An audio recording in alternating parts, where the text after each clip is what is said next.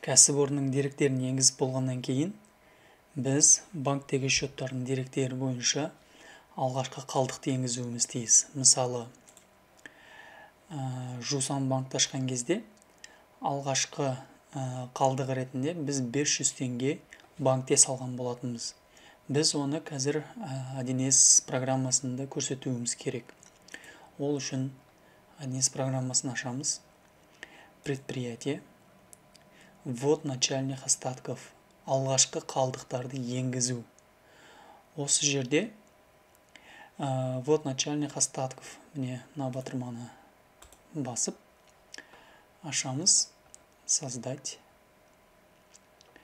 Біз тоғаны жауапкершілігі шектеулі серіктестігін 1 шілде күні аштық деп жаздық. Сондықтан 01 күнді таңдаймыз. Денежные средства счета. Добавить, қосу. Показать. Денежные средства на текущих банковских счетах дейді. Ақша айналымы, яғни банктағы есеп счеттағы ақша айналымы. Осыны таңдаймыз. Онда 10. Алғашқы қалдық бізде 500 теңге.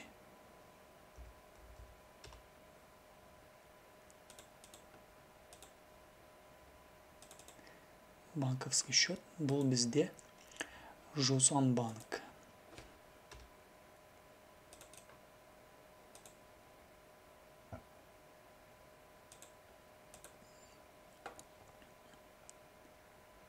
Записать.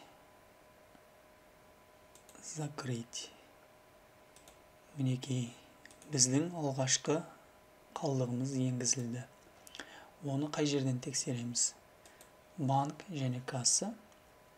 Выписка банка. Және де Жусан банк. Таңдаймыз. Және алғашқы